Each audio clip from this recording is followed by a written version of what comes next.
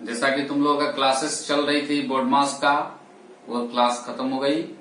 अब तुम लोगों का किताब से पढ़ाई स्टार्ट हो रहा है।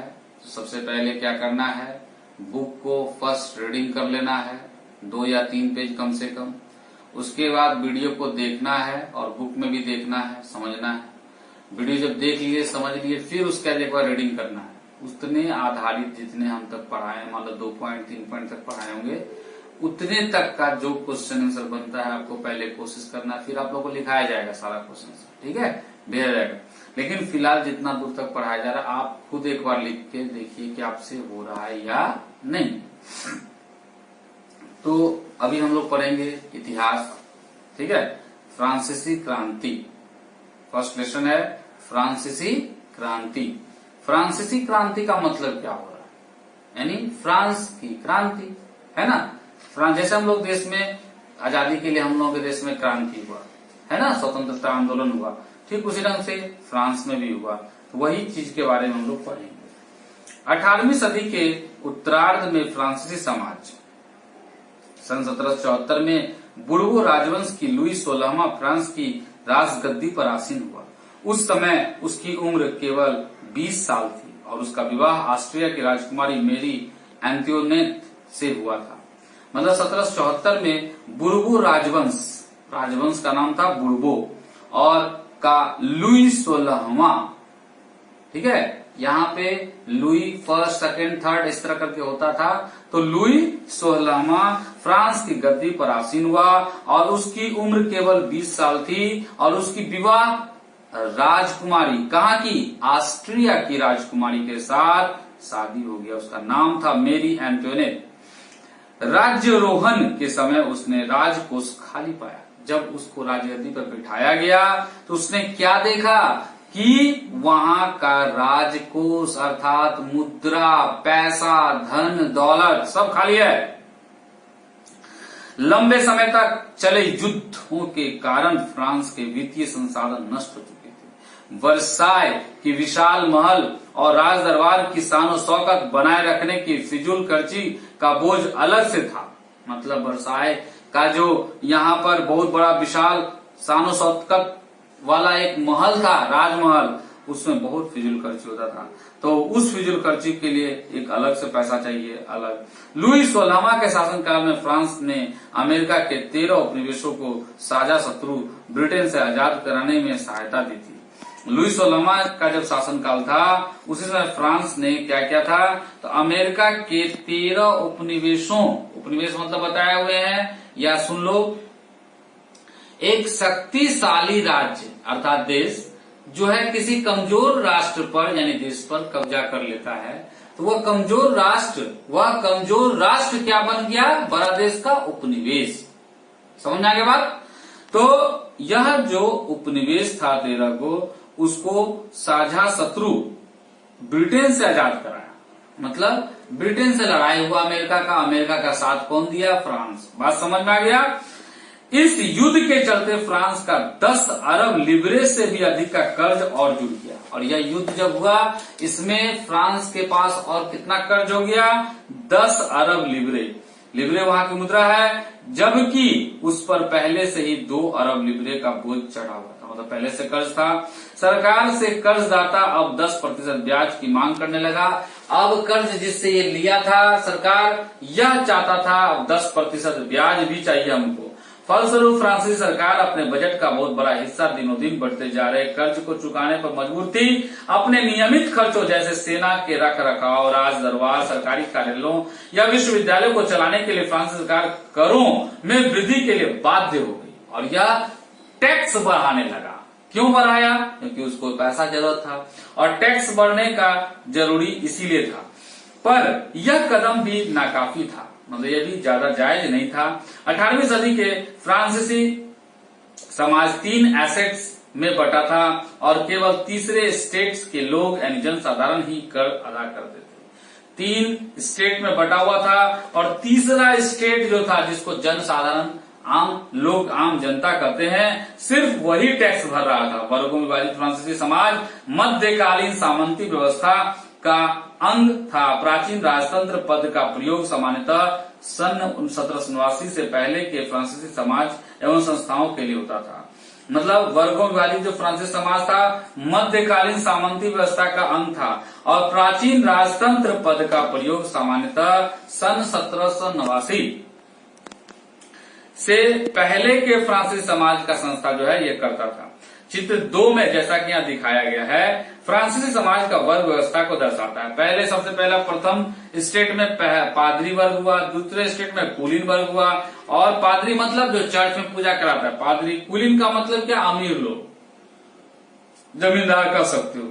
तृतीय स्टेट में आता है बड़े व्यवसायी, व्यापारी, अदालती कर्मचारी, वकील आदि, किसान, कारीगर, छोटे किसान, भूमिहीन मजदूर, नौकर, ये सब हो गया तीसरा स्टेट, जो क्या देता था, टैक्स, है ना।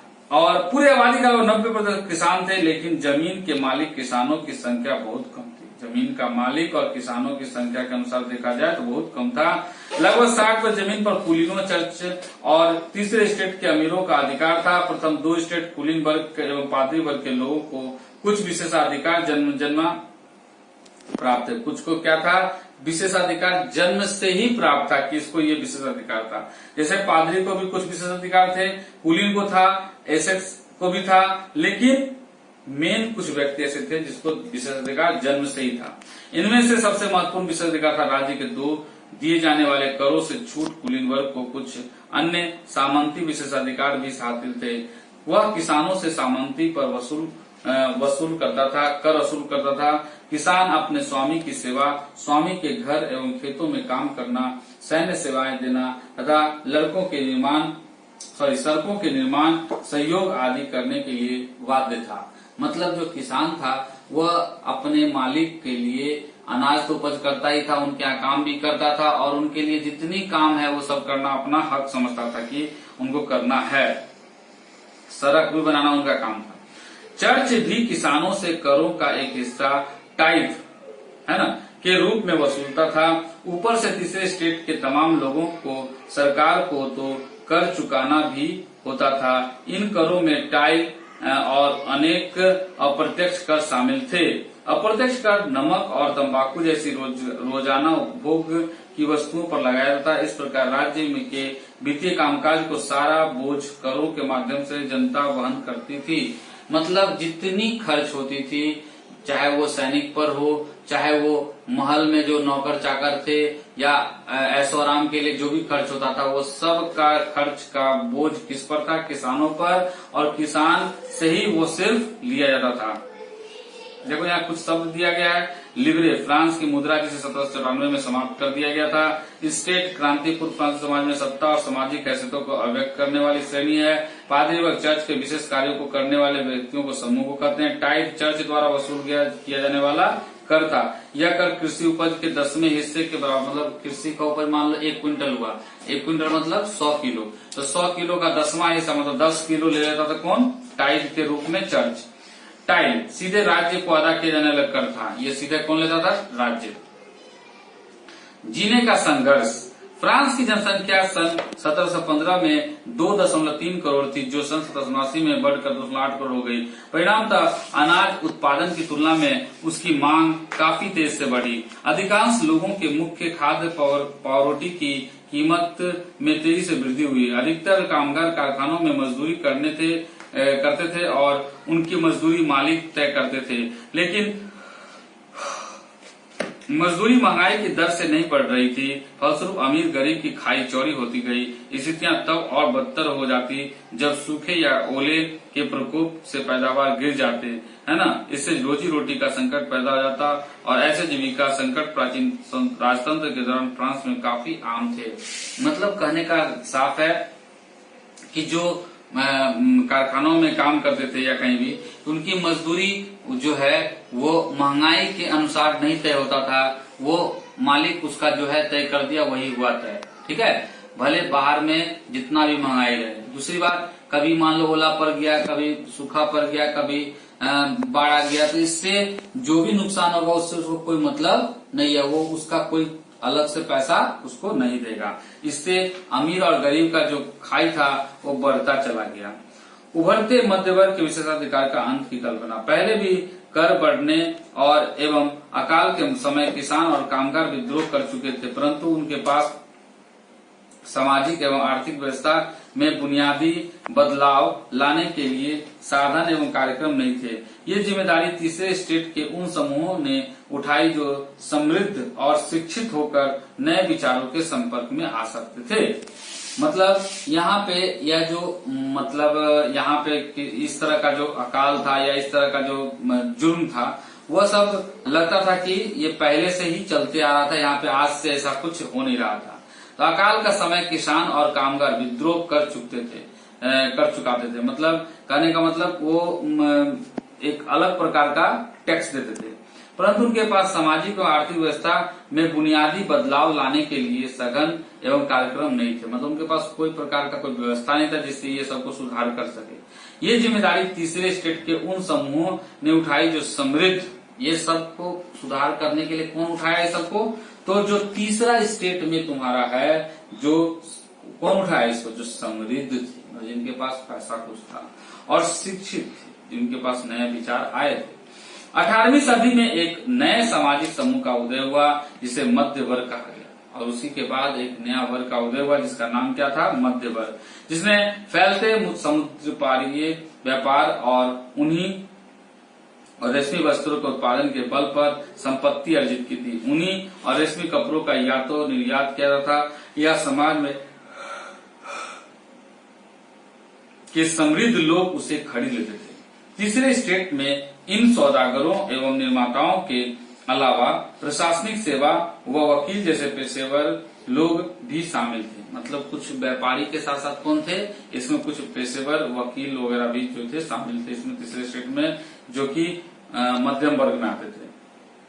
ये सभी पढ़े लिखे थे और इनका मानना था कि समाज के किसी भी समूह के पास जन्मना विशेषाधिकार नहीं होना चाहिए। जन्मना मतलब जन्म से कोई विशेषाधिकार उनके पास नहीं रहना चाहिए। किसी भी व्यक्ति की सामाजिक हैसियत का आधार उसकी योग्यता ही होनी चाहिए। स्वतंत्रता, समान नियमों तथा समान अवसरों के विचार पर आधारित समाज की यह परिकल्पना जॉन लॉक और ज्यां जॉक जैसे रूसों जैसे दार्शनिकों ने प्रस्तुत की थी। अपने टू ट्रीटाइजेज ऑफ गवर्नमेंट में लॉक ने राजा के दैवी और निरंकुश अधिकारों के सिद्धांत का खंडन किया था। रूसों ने इसी विचार को आगे बढ़ाते हुए जनता और उसके प्रतिनिधियों के बीच एक सामाजिक अनुबंधन पर आधारित सरकार का प्रस्ताव रखा। मॉन्टेस्क्यू ने the spirit of the laws नामक रचना में सरकार के अंदर विधायिका, कार्यपालिका, न्यायपालिका के बीच सत्ता विभाजन की बात कही। जब संयुक्त राज्य अमेरिका में 13 उपनिवेशों ने ब्रिटेन से खुद को आजाद घोषित कर दिया तो वहां इसी मॉडल की सरकार बनी। फ्रांस के राजनीतिक चिंतकों के लिए अमेरिकी संविधान और उसमें भी दी गई व्यक्तिगत अधिकारों की गारंटी प्रेरणा का एक महत्वपूर्ण स्रोत था। मतलब यहाँ पे दिखाया गया कि किस तरह से आंदोलन करना है, मध्यम वर्ग किस तरह से जो है कुछ जागरूक पढ़े लिखे लोग किस प्रकार से दूसरे से जो मतलब रूसो हैं और तुमको यहाँ पे तुमको कुछ दार्शनिक हैं जैसे यहाँ पे दिया जॉन लॉक, रूसो और जॉक, ये सब से जो है ये लोग समझे कि इनके द्वारा विचार द्वारा जो उपनिवेश में लिखा हुआ है उसके पढ़ने के बाद जो ये लोग समझे कि हमारा देश को कैसे स्वतंत्र किया जाए, इन राजगद्दी के द्वारा जो लिया जा रहा टैक्स हम लोगों को है ना, उसमें कैसे हम आगे बढ़े, उसके लिए सब बात को समझे ये लोग। दार्शनिकों के इन विचारों पर काफी हाउस ऑफ सैलॉन की गोष्ठियों में गर्मा गर्म बहस हुआ करती और पुस्तकों एवं अखबारों के माध्यम से इनका व्यापक प्रचार प्रसार हुआ। पुस्तकों एवं अखबारों के लोगों के बीच जोर से पढ़ा जाता ताकि अनपढ़ भी उन्हें समझ सके। मतलब पेपर भी पढ़ा जाता तो कैसे, या ताकि जोर से पढ़ने से क्या होता, जो नहीं भी पढ़ने जानते सुनकर समझते कि हाँ ऐसा हो रहा है। इसी समय लुई 16वां द्वारा राज्य के खर्चों को पूरा करने के लिए फिर से कर लगाए जाने की खबर से विशेषाधिकार वाली व्यवस्था के विरुद्ध गुस्सा भड़क उठा और उसके बाद लोगों में और एक गुस्सा उठ गया क्योंकि पहले तो टैक्स था ही ज्यादा और टैक्स लगा दिया गया। ठीक है, इस टैक्स के चलते लोग के अंदर एक गुस्सा बढ़ गया। आज हम लोग यहीं तक पढ़ेंगे और देखेंगे खुद से पढ़ के भी खुद से पढ़ के भी देखेंगे कि हम इसको समझ पा रहे हैं या नहीं। बीच बीच में लाल कलर ऑरेंज कलर में लिखा हुआ बहुत सारा चीज है, उसको भी पढ़ना है आपको, ठीक है, पढ़ के समझना है, ठीक। और एक बात तुम लोगों को बता दें, बुक जो दिया गया है बुक को कवर कर लेना है बढ़िया से। अगर कुछ थोड़ा बहुत हल्का फुल्का कहीं फटा पेज निकला उसको सीख के चिपका के और उसको बढ़िया से कवर करके रखना नेम लिखकर। जब आपकी कोचिंग खुलेगी तो किताब आपसे मांगा जाएगा दिखाने के लिए, तो किताब आपको पूरा लाके दिखाना होगा कि किताब सही है या नहीं, ठीक है। ये आपको दूसरा आज का रूटीन जो तुम्हारा होगा, देखो तुम लोग का रूटीन रहेगा मंडे को हिस्ट्री और फिजिक्स, है ना, और ट्यूसडे को रहेगा सिविक्स और बायो, वेडनेसडे को मैथ्स, थर्सडे को रहेगा तुम्हारा इंग्लिश। इंग्लिश का मतलब हुआ इंग्लिश 1, इंग्लिश 2 और ग्रामर। फ्राइडे में ज्योग्राफी हो गया, केमिस्ट्री हो गया। सैटरडे में हिंदी और इकोनॉमिक्स। हिंदी मतलब हो गया हिंदी 1, हिंदी 2, हिंदी ग्रामर और इकोनॉमिक्स। संडे के दिन सबसे महत्वपूर्ण दिन है, उस दिन जितना आपने पढ़ा उसका रिवीजन करना है, ठीक है, और रिवीजन करने से ही तुम्हारा सारा बात तुमको याद रहेगा। ओके ओके, ठीक है।